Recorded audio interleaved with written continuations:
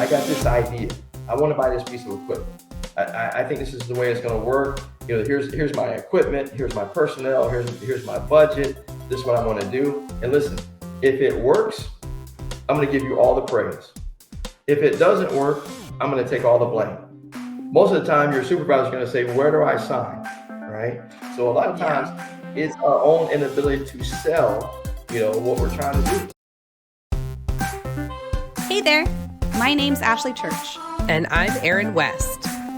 We were once newly promoted crime scene and latent print supervisors on mutual struggle buses as we both simultaneously tried to navigate through the challenges within our forensic units. Now we run a business where we create tools and resources that we wish we had had to make these transitions easier. We like to talk about the experiences we've had in the forensic field, the good, the bad, and the ugly, in the hopes to create awareness around these issues and move the needle forward to create positive change in the forensic community. So if you're a forensic professional, regardless of your years of experience, who's not afraid to dive into real, raw, and sometimes uncomfortable topics, you're in the right place. This is the Forensics Unfiltered podcast. We've got another guest interview from our virtual summit for you. Last September, we hosted a free 4-day event titled Forensic Supervisor Success Summit, designed to help you thrive in a forensic supervisory position by setting goals, optimizing resources and skills, and getting organized. 768 registrants from 38 states and 14 countries were able to learn from 28 speakers and listen to 32 presentations. It was so wildly successful that we plan on hosting another summit this year. But while we're preparing for the big event, we wanted to give you something to listen to while you wait. So every month this summer, we'll be featuring a presentation from the 2022 Forensic Supervisor Success Summit. On this bonus episode, we'll be kicking things off with a guest interview with Sean Henderson, titled Creating an Outstanding Unit Culture. Sean established Evidence Management Institute in partnership with Tracker Products. Evidence Management Institute offers training classes, online certifications, as well as auditing and consulting services. And if you love this episode, we know you'll love the other presentations too. The presentations featured on Forensics Unfiltered make up only 15% of the entire summit. You can get instant access to replays for all 32 presentations in the All Access Pass on gapscience.teachable.com. We'll include all of the links in the show notes, but again, you can go to gapscience.teachable.com and click on the All Access Pass. Now sit back, relax, and enjoy.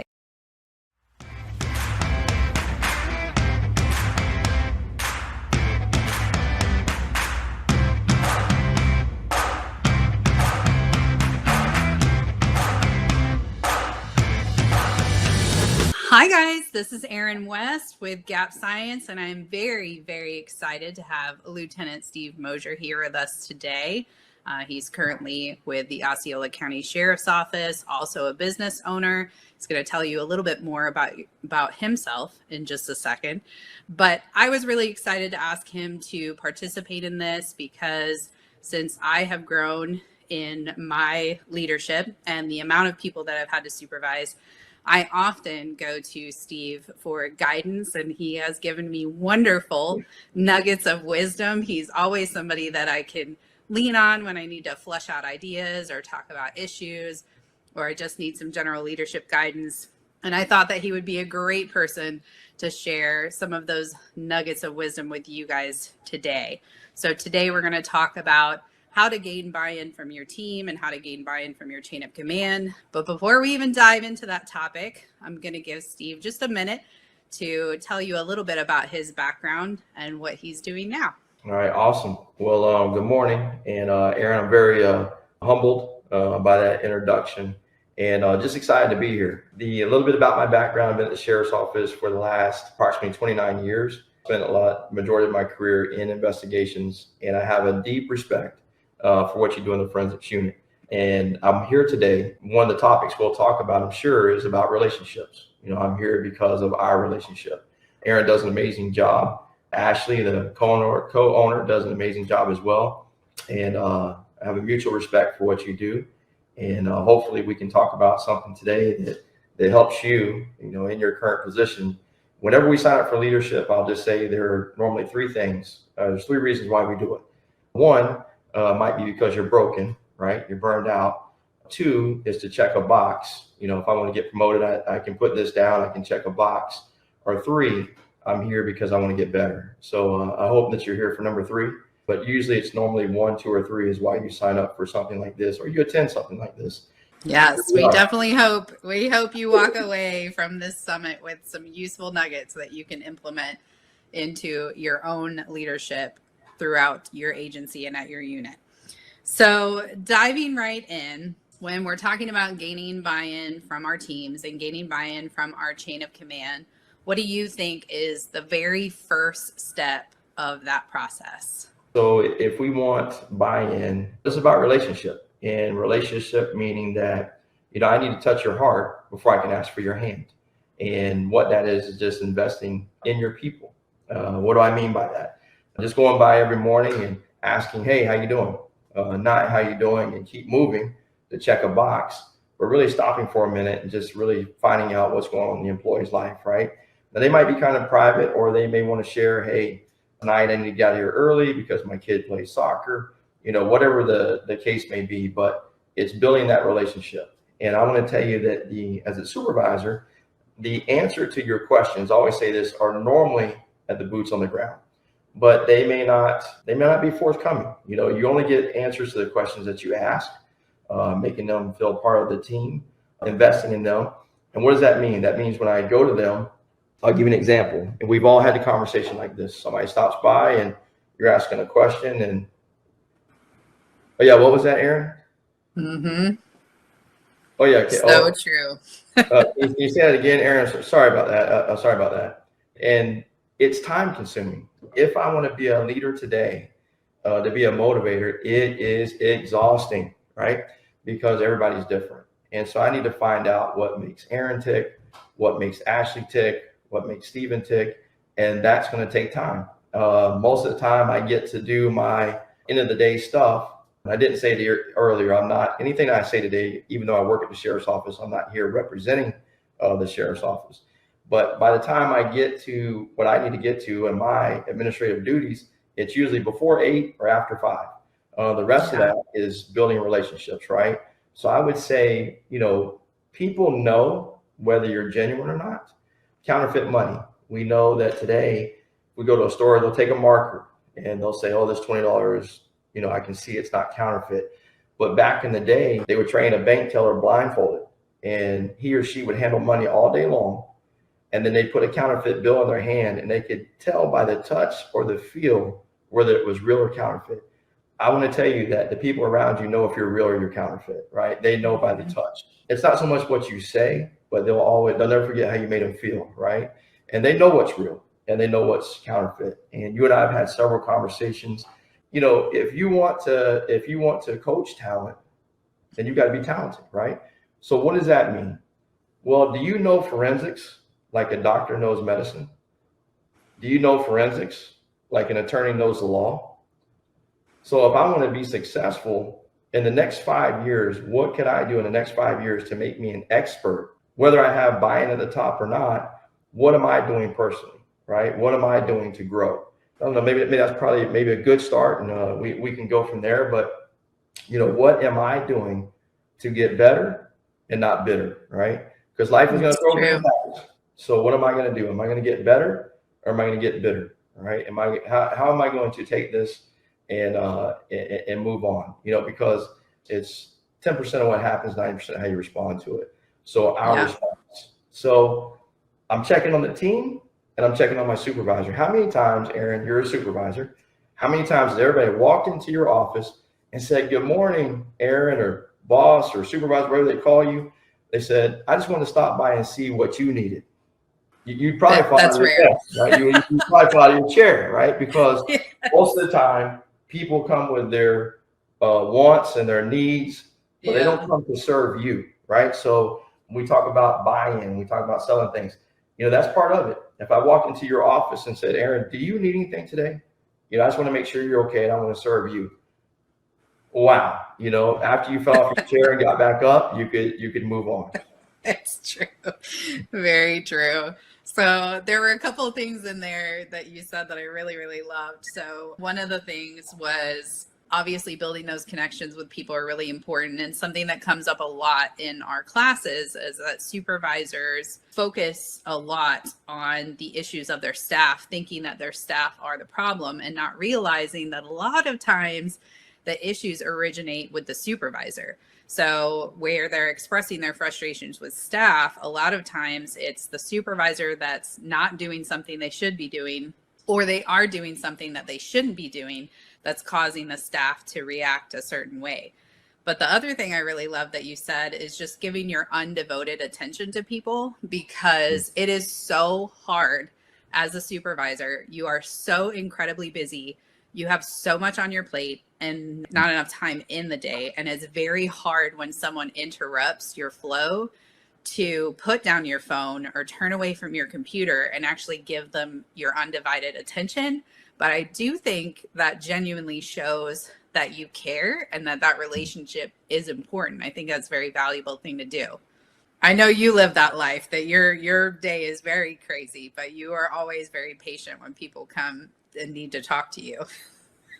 Yeah, there are those moments, right? Because we can't have a hangout session every day, right? We got to get some work done, right? So there are some people that you can look at them today and you can say 5 years from now, they're still going to be on the same merry-go-round, right? Mm-hmm. The vampires that suck all the life out of you, So yes, we want to give them our undivided attention, and then at some point, we got to move past that and get back to work. We got a job to do. So it's very difficult. I don't even like to say balance or manage or anything else, because like what Nick Holtz used to say at Notre Dame was the win mentality. What's important now?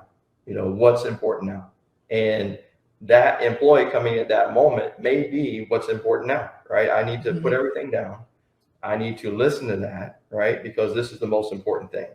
As I said before, and probably just my background in coaching is that for 20 years of coaching basketball, you're like, man, what works for this one doesn't work for that one.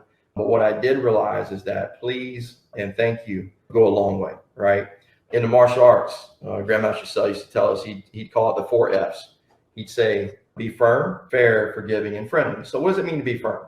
Being firm means I hold people accountable, right? And the rules are the same for everybody. I'm fair.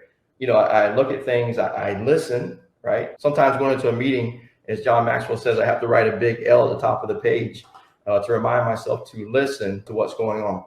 Where do you sit in a meeting? That's another thing. When you get your team together, I never sit at the end of the table.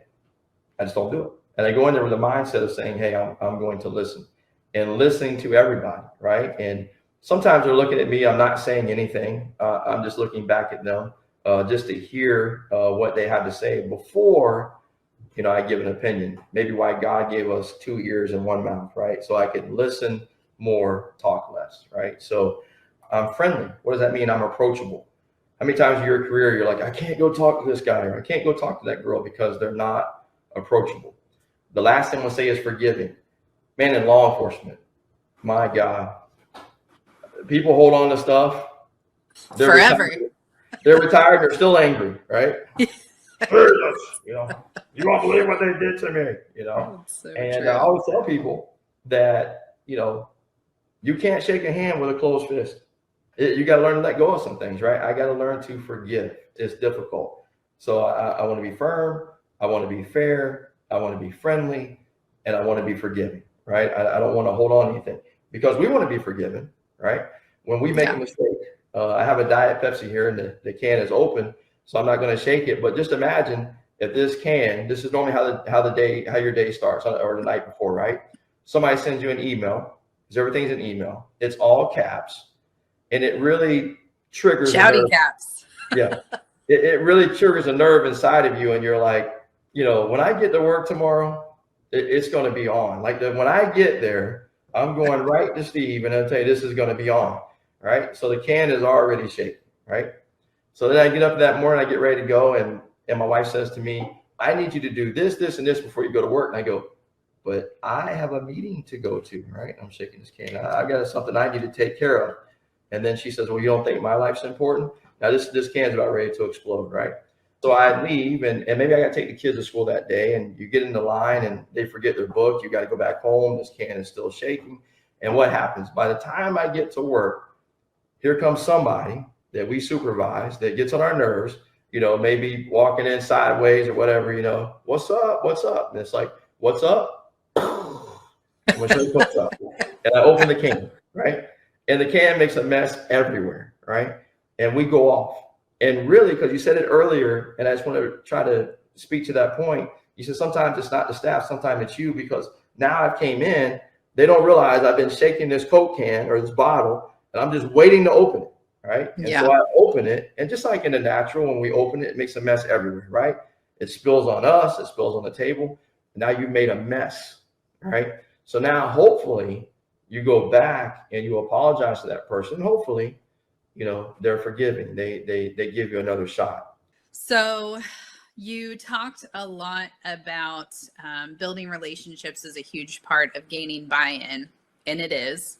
Do you think that having a plan and having some direction of where you're going is also a key part of gaining buy-in? Yes, you have to have a plan. What's the old saying is that no one plans to fail, they just fail to plan, right? So I bring the team in, I get the ideas from them, and now I need to take all the ideas, and now I'm taking that to present to the next level, right? So in succession planning or in planning, just in general, to the admin, if you will, think about this. You always want to try to include your mission statement. So what is the mission statement there for the agency? What is the vision for the agency? And if I can always think about this, whatever I'm doing, it's the community first, agency second, and the employee last. Now that kind of sounds bad because that's not the way I manage, but that's the way I have to write things and propose things to the person above me. We talked about before, I got to know where I'm at. If I pick up the phone and I want to go to Brevard County Zoo, the first thing the GPS is going to ask me is, where am I at? So you got to know where you're at, right? Because if I don't know where I'm at, I don't know where I'm going. So first I got to see where I'm at. This is where I want to go, and these are the steps I want to get there, right? So when I present something to somebody above me, it's always got to be, somehow we got to tie the mission statement in. We got to tie the vision in, right? And then we got to tie the community in. This is going to make us better. When you start talking about your solvability rates are going up, because I need to do the scene this way, right? We always say it, you get one chance at a scene, right? So we'll go back to that. You can't argue results. And some of the things that people will say is they'll say, oh man, this is Erin, Ashley, this is great training, but this is never going to work, right? This is never going to work where I work at. When I take this back, oh my God. So you already go back defeated. Yeah. So you act defeated. So you don't realize what's going on in the subconscious mind. I don't have time to unpack all of that. But when this is buried in your subconscious, that it's never going to work, you act like it's never going to work. One of the other things is this. If I'm taking something to a supervisor, Erin, if you're my supervisor, I come to you and I say, Erin, first of all, I ask you, do you need anything, right? And you're like, oh my God, this guy is incredible, right? And then I say to you, Erin, I got this idea. I want to buy this piece of equipment. I think this is the way it's going to work. Here's my equipment. Here's my personnel. Here's my budget. This is what I want to do. And listen, if it works, I'm going to give you all the praise. If it doesn't work, I'm going to take all the blame. Most of the time, your supervisor is going to say, where do I sign? Right? So a lot of times it's our own inability to sell, what we're trying to do. So it's kind of like Miranda in an interview. Some detectives are like, I can't read Miranda. They're going to ask for an attorney, So what do? They walk in, they're scared, they're anxious. So they blotch it all up, right? Instead of just going in there and saying, hey, blah, blah, you get Miranda, you see it on TV, and we just move on, right? Same thing in our mindset, whatever we're trying to sell, if we act anxious or we lack confidence or we don't really believe in it or we think you're going to deny it, because that's normally what you're going to hear. That's so true. I completely agree with that stuff. And I've been a supervisor at many different agencies throughout my career. And a lot of the supervisors that we have come to the class run into the same things that I used to run into when I was much more fresh in my career, where they would ask for something, they would be told no, and they'd be like, well, they're never going to buy that thing for me. And I did learn over the years that if I wanted something for my team, if it was important for my team, then I had to justify it in a way that mattered to the agency. And I couldn't just say, we're really short staffed, we're drowning in here, we need help, because everybody's short staffed and everybody's drowning in work. I really had to think about, why would the agency care? How is this going to impact cases? How is this going to impact our ability to prosecute? How is this going to impact the evidence? And use those as reasons to justify why we needed more people, more equipment, more training, whatever, as opposed to just going up to my chain of command and being like, I need these things, which I think so many people do. They go there and say, I need this, I want this, but they're not backing it up with a valid reason why the agency should care about those needs. So let's say you do work at a department, you have, tried to get the buy-in of your team, your chain of command, and it just seems like that support is just never going to come. So what do you do if that's your situation? Yeah, well, first, let me just tell you that, you would hope that that is not common. But if you do face that, there's an old saying out there called embrace the suck, right? Yes. Sometimes it's going to suck. And you just got to work through it, right? And it goes back again to looking inside, looking inside and saying, okay, what could I do, right? And how does that happen? That happens daily. You mentioned earlier about budgets. One thing I've learned at our department is that forensics has no problem putting in for stuff, right? I mean, it's, I will ask for all the things. Yeah, exactly. Because you and I both know that if you need one thing, you better ask for 20, right? Yes. So everything's going to get cut out, right? But looking inside and say, okay, I may not get that support, but I'm going to go back again, looking inside and saying, what am I doing to develop me? People say, oh, I can't afford training. One of the first things you get cut in the agency is training, right? But I would ask you, what do you listen to every day? Yeah. Your commute to work, it's an hour, maybe sometimes 30 minutes, an hour, whatever. What are you listening to? What are you reading? Because an hour a day equals 9 40-hour weeks of training. And let that sink in for a minute. 9 40-hour weeks of training, an hour a day. So what are you reading? What are you listening to? They say that leaders are readers. You guys should be reading for That's sure. Right. But you know what they also say is that great leaders are great followers, right? So how do I act, right? So sometimes, we may have a team member that acts a little crazy, but then are they just seeing the behavior that we're doing, right? When we interact with somebody, we act crazy. So now they act crazy with us because they think that's acceptable. It's more about what people see, how you do things, right? Everybody's watching, right? So sometimes they're looking at that interaction, how we act with supervision, right? And if we're disrespectful, then they may say, well, I guess that's acceptable because they're disrespectful, right? Or whatever the case may be. But I'm telling you that if you take anything away from today, it comes from me, right? It's got to be relational. I got to look inside first. Could I be the problem? When this happened to me, 2011, when I was in the homicide unit, I said, hey, I'm frustrated at work. I'm frustrated at home. I'm frustrated at church. Wow. What's the common denominator in all three of those things? This guy, right? Yeah. So it wasn't everybody else that had a problem. That's why I always say, look in first. How much of this do I own? Now in being responsible for training, if somebody makes a mistake, then I say to myself, how much does the agency own? How much do I own, right? Did we prepare this individual for this day? And we all know, whether you watch football or not, Tom Brady, he's a pretty good dude, right? He's a pretty good football player, but he doesn't get it right 100% of the time. He makes mistakes. He throws an interception. Nobody cares. We make a mistake, it's the end of the world, right? Because we're expected to be perfect. So how much training are we getting and how much training are we doing? And if you're not getting it, you got to do it on your own. And if somebody doesn't support you, you got to keep it moving. Yeah. I think that we as supervisors have a responsibility for taking care of that and taking care of the growth of ourselves and our team, even if it isn't supported by the agency, even if we don't have the funding.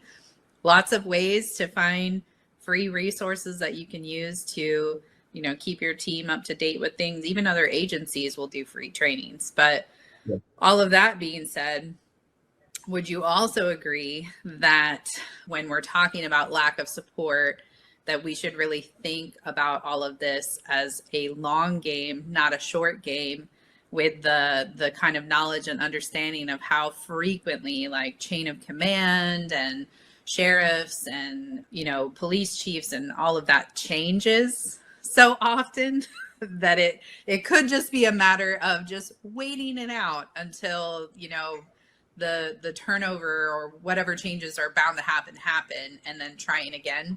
As you said, I'm in this for the long game. Simon Sinek talks about that we're playing an infinite game, right? This is not 9 innings in a baseball game. It's not 4 quarters in a football game. I'm playing this is an infinite game. But I can tell you this, if I become an expert in my field, if I study everything for the next 5 years and I become an expert, I will write my own ticket. But you got to do what everybody else is not willing to do, right? Yeah. You got to read, you got to study, you got to go to these classes, you got to go to do all these things, because I'm telling you, when you become an expert, you will write your own ticket. Now, the challenge becomes when you have constant change at the top, right? When there's no stability. Obviously, there's nice when there's stability there. People have their feet under them. The top is stable, right? That makes things a lot easier. But if that's not the case, I need to just keep growing, right? And because this is long term, right? Yeah. And you and I both know that you and Ashley travel around. You can be in our county talking to one of our people, and I'm not gonna say this happens all the time, but they're like, yeah, right? Because we all know that a prophet has no honor in his homeland. But we could go to maybe Seminole County or maybe Brevard or Volusia, and all of a sudden they go, man, this Erin chick, man, you got to hear her. She's unbelievable. I mean, you're saying the same thing, right? Yeah. But you've just traveled a couple other counties, and they're like, man, this is incredible, right? So again, it's going to come back to that. Look, I'm here for the long haul, and that's knowing your why. All of these things are so important that it doesn't matter who's above me. It doesn't matter who's beneath me, right? And what's that going to happen? You're going to begin to excel. Yeah. No matter what's above you. Listen, one thing I know is that I can recognize talent, but if I want talent, I better be talented. I can't think I'm gonna coach at the YMCA one day and I'm coaching football at University of Alabama the next day. Probably not gonna happen, right? Yeah. Because I'm not at that level yet. So I need to keep getting to that level. And I'm telling you right now, when you get to that level, you write your own ticket. Yeah, I think there's a lot to be said for that, because the more that you can increase the talent of your unit, yourself and your unit, and the more you can increase their value, the more support you will get for their needs. If they're providing a lot of value to the investigations, a lot of value in prosecution, a lot of value to the agency, then the agency is a lot more supportive of pouring money into those departments to make them even better. So I do think if you are finding yourself at a department where you're like, they don't give us anything, they won't give me staff, they won't give me equipment, they won't send me to training, what are you providing to the agency first? What can you do to improve your skills and improve your value? And then will pour more into you from that point. At least that's how I feel it's worked for us. The more value we provide, the more they will invest in us. Yeah, 100%. And it goes back to the old saying that a divided house can't stand. Well, we show up on a scene and we're more divided than we are together. It's a problem. We both bring an expertise to the table, right? So we've got to value each other and say, okay, Erin, you bring something to the table, right? So whether we had buy-in or not, you got to have unity. I mean, there's a blessing. The book tells us there's a blessing on unity, and you're going to go far. You're going to go far when you're united. But when you're, oh my God, it just doesn't work. I may not like you. I may not want to break bread with you, but I need to respect what you bring to the table. Does that make sense? Yeah. I respect your background. I respect your knowledge. And together, we're going to solve this homicide, right? In front of my supervisor, when somebody messes up, I say, I'm sorry. Got to be my fault. I must not explain something or whatever, right? Because you got other people, they're just like this. They're pointing the fingers at they did it, Defend your team. Defend your team. Stand for your team, right? So again, that brings that unity. You and I know of working together. If CID or the detectives complained about something, I didn't just go, oh yeah, forensics sucks. Erin, get in here. No. Yeah. Go back and you look at it. But what does that take, Erin? It takes time. Right? Oh, yeah. And I'll be successful. It takes time. And all of a sudden they go, wait a minute. I know that he's going to look at everything, right? So that comes back to one of the 4 F's, right? He's going to be fair. Yeah. He's going to be fair. But if I messed up, he's going to be firm. But if I messed up, he's going to be forgiving.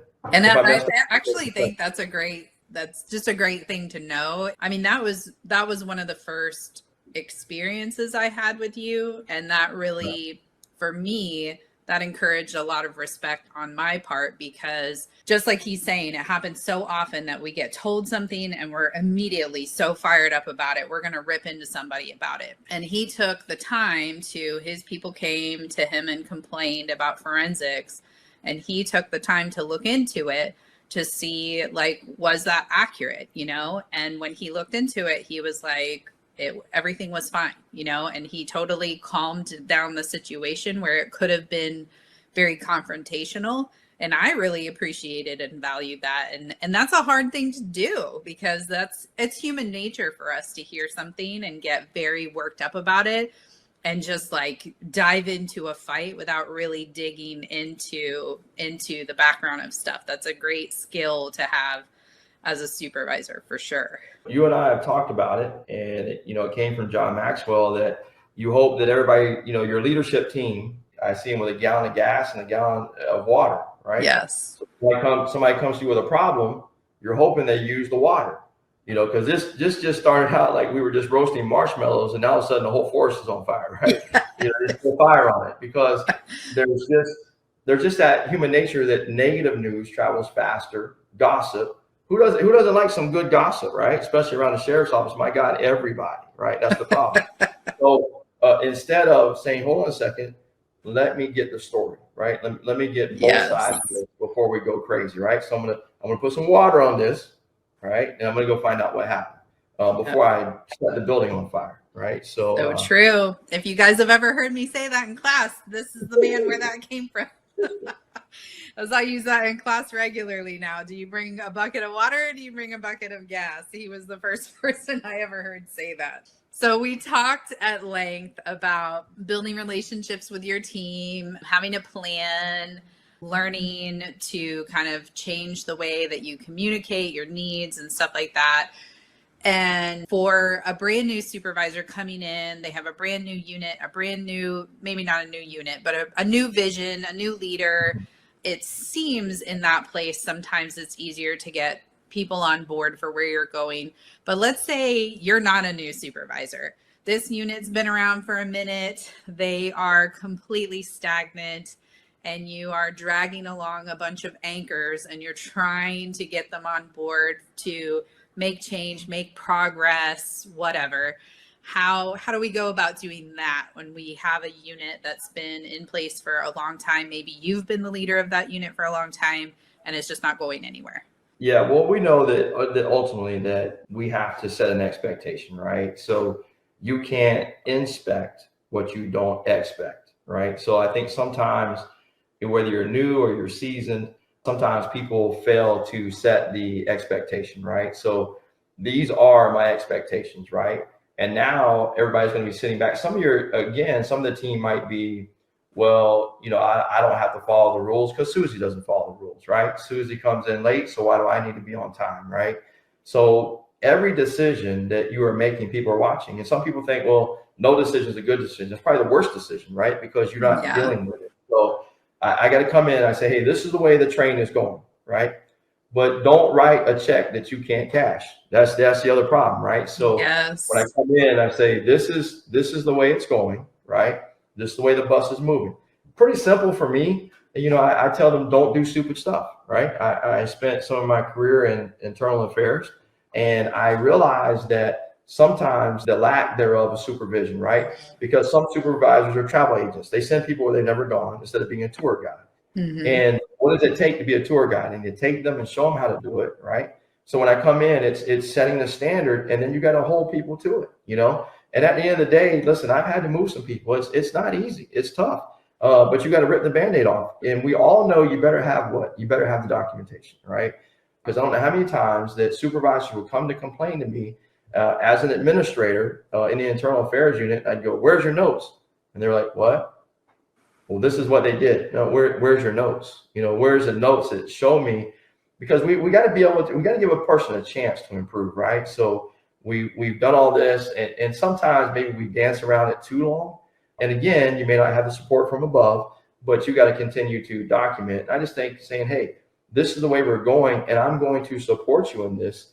These are the reasons why I believe this. And if there's any mixed feelings or something you don't agree with, then ask. But you got to give them the ability to ask the question without ripping their head off, right? But you got to set the standard. These are the standards. Because let me say this, Erin, when somebody puts in for a position, you and I have sat on boards, right? We forget why we signed up. So an old supervisor or an old employee may want to every once in a while go back and pull their personnel file and read that essay they wrote, right? 29 years. I went back and read mine after about 15, and I was like, who wrote this essay? When you apply at the sheriff's office or you apply, and you're like, I want to save the world. I'm Superman. I'm Jesus Jr. I'm gonna save everybody, right? And all of a sudden, 10 years later, you go back and you're like, who wrote that? Because now we're so cynical, right? Yeah. And everybody's lying, and everybody hates us, and the world sucks, and I hate everybody. And that's that student that sits in your class that faces the wall, right? I mean, we hire the nicest people in the community, and then we turn them into grumpy old men and women if they don't deal with these things, right? They get crusty, right? Yeah. Like, man, it's a bright and shining star. My God, what happened? Now that they're grumpy old man you don't want to run into, right? So again, set the expectation, right? And if you don't meet the expectation, there's got to be a consequence. I just sat on a board for a supervisor at our agency.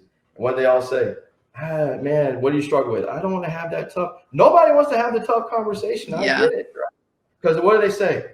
They always say, oh, I don't want to be the bad guy. No, you're doing your job. Yeah. And because other people haven't. How many of you taken over a unit and this person has sucked since day one, right? But they got these bright, shining, glowing evaluations, and you're like, where did that come from, right? And the person comes to you and goes, I'm just burned out. I was like, well, for you to be burned out when you have to been on fire, like you've done nothing here. How could you be burned out? You've never been on fire, right? So you and I think we share so much because, sometimes you adopt something like that and you read an evaluation and this person sounds like Mother Teresa, right? Yeah. You're like, oh my God, where do they get this from? Right. Yeah. So and some of you probably have that right now where you have adopted, maybe half your unit is on board with where you're going, and you have that one or two that's completely stopping that progression of the unit.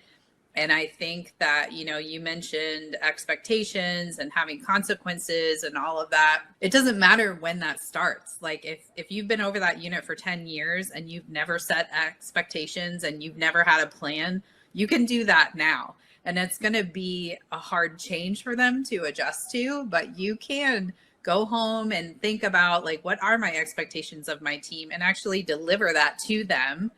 And deliver them like, this is the plan, this is where we're going, and start from this point forward with those expectations. So, and then you have told me this before, but I definitely want you to share this with them. You talked a little bit about sometimes people have to leave the team, and I myself have done that, and it's personally, I think it's really, really difficult. I take no pleasure in doing that whatsoever. It's incredibly uncomfortable to remove people from the team that are not fitting the needs of the team. But as the supervisor, it's our priority to keep the team and the vision in our sights and be allowing team members onto that bus that should be on the bus and letting the people off the bus that shouldn't be there. So, and you had a story that I was hoping you would share. This comes from Dr. Samuel Chan. He's a world-renowned leader. And what he said is, and I went there as a pastor to sit there, 10,000 of us, and he asked some very serious questions, and he said, we all have boxes, right? And we have our chain of command, our flow chart, if you will. So sometimes we take a box over here, there's a problem, and we move it over here, right? And my question to you is, if it's a cancer here, what is it going to be over here? It's still going to be a cancer, right? Yeah. Moving the cancer is like rearranging the furniture on the Titanic, right? That's that mindset. So everybody knows who needs to go, but you just got to be willing to do it. Here's the problem, right? If I went to you and you were a doctor, I said, Erin, I got cancer in my fingertip. And you said, no problem, Steven, we can do the surgery tomorrow. And I go, nah, I think I'll wait. I think I'll wait a year. And you look at me like, you got cancer in your fingertip? You want to wait a year? So now in that year, the cancer has went from my fingertip. Now it consumes my whole body. You may be supervising a unit that's full of cancer because you didn't want to cut the fingertip off. Now what happens? We have a surgery and I come out of surgery and now the finger down to the joint, a little bit further is missing. I say, man, doc, I thought you said the fingertip. He said, we had to remove some good tissue to make sure all the bad was gone. So sometimes as a leader, we're thinking if I cut the fingertip off, I might lose a good one with it, right? And that may happen. But would you rather have cancer in your fingertip and be gone, or have cancer in your entire body the longer you wait, right? And I'm telling you right now, if you don't think it's your agency, wherever you work at, that one problem child, everybody's like, this person needs to go, you have lost your mind. Now they're sitting around there waiting to see if you're going to fulfill the expectation. This was the standard that you set, right? We're not going to tolerate this. And they're like, I guess Susie didn't get the memo, because Susie just does whatever she wants, right? So now this is a distraction. This is a disruption, and somebody might get mad, or somebody might, in the beginning, people will get upset. But over time heals all wounds, right? And that's not being mean, hopefully, because there are some people who are just being vindictive, right? I mean, you could work for somebody that just doesn't like you, or you don't like them. Doesn't mean they're not a good supervisor. Doesn't mean you're not a good tech. You just don't mix. I mean, you need to go somewhere else. I learned that in K9. We'd have a great dog and a great handler, but the dog didn't like the handler didn't like the dog. Put the dog with another handler, give that handler another dog, both teams are successful. Yeah. So sometimes it's that, right? Just the personality is like this, we just can't overcome this. And sometimes, let me say this, sometimes when you're asking for something, you've been in a position for 10 years, they're not so frustrated with what you're asking for. They're just tired of Steven. They're tired of hearing me say it. So now I move out of the way, a new supervisor comes in 6 months, they get what I couldn't get done in 10 years because they were just tired of me. Does that make sense? Sometimes that happens. Yeah. So, yeah. Anyway, so if there's anybody on your team today that if you open a second location, is there anybody you wouldn't take with you? And if the answer is yes, then you got to ask yourself, then why are they with you now? Those are the big questions. And that means you got to do the work that's required to make your team the appropriate team that it should be. So, and I will say, like I said earlier, from personal experience, that is not fun. It is not a fun process, but if you're looking out for what's best for your team and your unit in the long run, you'll do what needs to be done to make sure that you have the best players on that team. So this has been amazing. Before we log out, do you have any last words of wisdom that you want to share with everyone that came today to learn a little bit about gaining buy-in? Yeah. The last thing is, that's why I say today, if you want to be a supervisor, like, are you sure you want to be a supervisor? Yeah. I think one of the things I didn't realize, and this is a little off topic, but when I became a supervisor, I didn't realize how much of the job was just dealing with people. And I think a lot of people step into the role because they're the best at what they're already doing. And they're like, well, I'm the best, so I was chosen because I'm the best.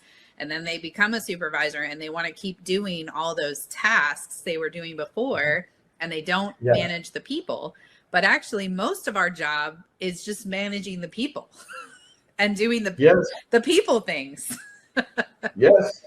as John Maxwell said, what do you love the best about your job? You ask somebody, a CEO, the people. What do you like the least? The people. Yeah. You're right. It's the people business. And we say, oh, we don't care. We care.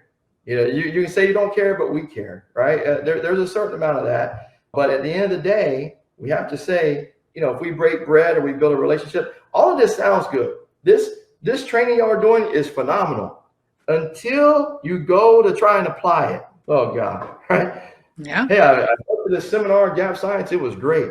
I'd like to sit down and share my expectations with you. And the team goes, oh, great. This great. Yeah, sure. You're like, but Gap Science told me to. Yeah. They told me I and you're like, man, on the training, it sounded so easy. Man, all the speakers, I know they're all going to do a phenomenal job. And I don't say that lightly. You guys have put together a great training. And it's going to sound so easy. And you're going to come back, you're going to be fired up. I would just tell you, don't try to change everything in a day. We work with young people today, and they just start in law enforcement. And they've been there 3 months, and they go, I just want to make a difference. I'm like, you've been here 3 months. You don't realize how good you are until later on. Patience. We don't have patience. We pace in front of a microwave. Things are not fast enough. You got to tell the young people, slow down. You are making a difference, but you've been here 5 minutes. It's going to take time. You get me going. I could keep going. I know. We could talk about these things all day, but all this content was really amazing. We really hope you guys heard some things in here that you can go back and apply and use to, kind of adjust some of your processes and help you guys get the support you need in your units. If you want to ask Steve any questions or reach out to him or want any coaching or leadership advice, I'm sure he has endless nuggets to provide. He's been a great resource for me in my career as well. We will drop his email for you to contact him. And we thank you guys so much for attending today and hope you have a wonderful rest of your summit. Bye.